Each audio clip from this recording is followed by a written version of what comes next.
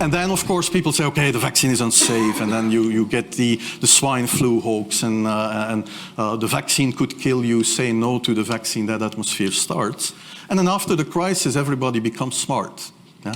And you have to accept that from the get-go. And then the overall statement was, no, well, the government did too much, of course, because the number of deaths were disappointing to some people. And then all the books are written.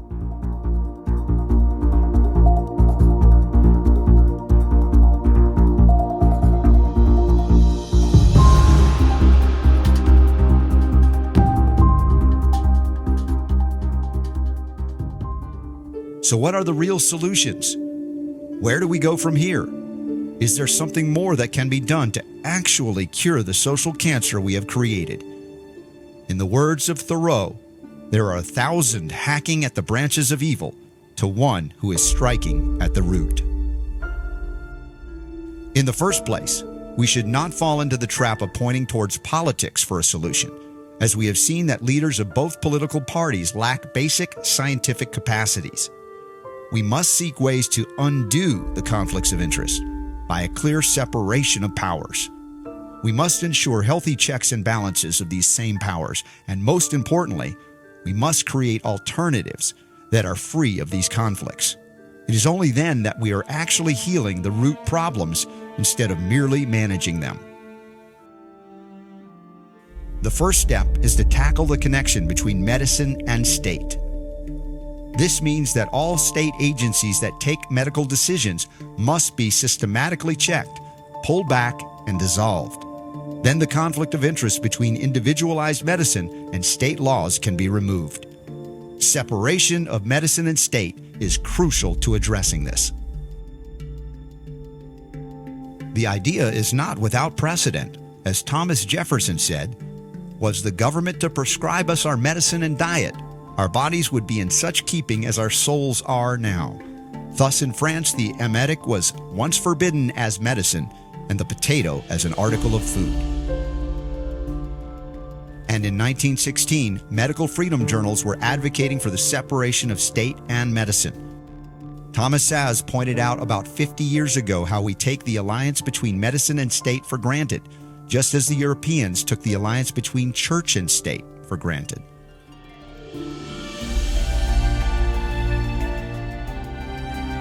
During the general session 2021 in Utah, an education immunization modifications bill was passed, HB 233, which basically required that medical exemptions, personal exemptions, religious exemptions, of course, are still viable for anybody attending school, from grade school to high school to university level education. We now look at the interaction between medicine and profit. As the profits motivate hospitals, it also motivates insurance companies. Institutional trust in hospitals and insurance is itself toxic due to this conflict of interest. Take away the promise of the big payday, and drug companies say they won't be able to commit as many resources to research and development. Of course, the industry also points a finger at insurers for shifting so much of the cost to patients. It argues the pharmacy benefit managers who negotiate prices for health plans, they don't pass discounts on to consumers. And the insurance industry just points right back at Big Pharma for pricing drugs so high in the first place. You get the idea. They blame each other. Meantime, spending on prescriptions just rises. It's forecast to grow more than 6% a year through 2026, faster than anything else in healthcare. What we need is a system that removes the monetary conflict of interest and creates a separation of medicine and profit. In other words, a charitable enterprise that supports both the doctors and patients. Instead of a blind trust in the invisible hand of the market, we can note that the profit motive can erode true healthcare. We need a system that is based on broadly sourced charitable funds, like we find for the Utah Symphony or the support for churches and temples. This also means removing all the power of a corporation from mandating medical treatment and in turn of possible medical slavery. Your job cannot depend on a jab or any other forced medical treatment.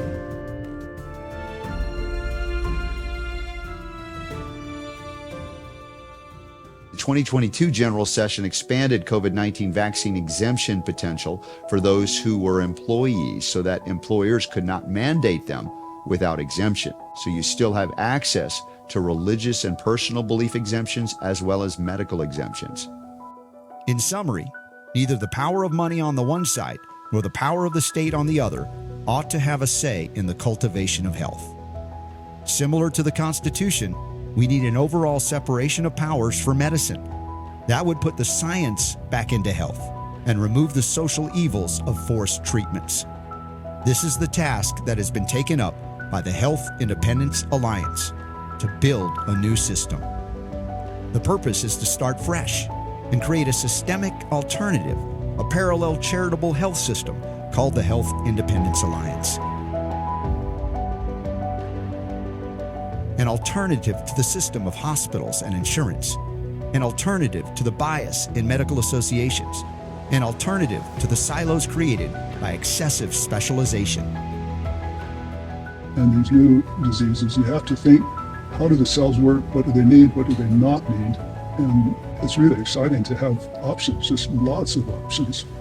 Well, I didn't get any nutrition in medical school because I tested out of it because I took biochemistry in college. So I didn't get any nutrition, and we were schooled, however, and you attach this medicine to this disease, the chronic disease.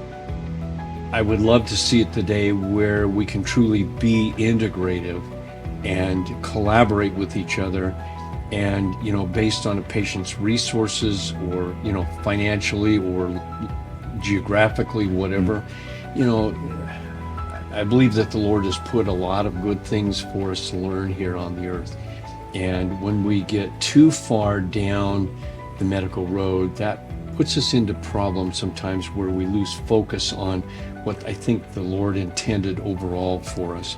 And I may be getting into trouble by saying that, but I truly believe that. That's my perspective on medicine, is that the body's programmed to heal itself when you give it what it needs, regardless of the events and circumstances. So we just have to do some discovery. And that anecdotal evidence, when it's observed, as has been previously stated, and then applied, can make a world of difference to people. The HIA brings together the working of different health systems such as allopathy, homeopathy, naturopathy, chiropractors, etc., and encourages research and collaboration. It is creating a network of independent practitioners that can not only address the vaccine injuries, but also treat patients from a much wider perspective. How do we move forward from here? Well, the Health Independence Alliance is providing some insight, maybe a new way forward that will really work. Let's not forget the lessons learned from COVID-19 and the vaccination program. How about looking for collaboration between modern medicine and natural and holistic healing methods? How about really honoring and helping those that need treatment for vaccine injury and other chronic diseases? How about setting up a parallel health system for patients and doctors alike?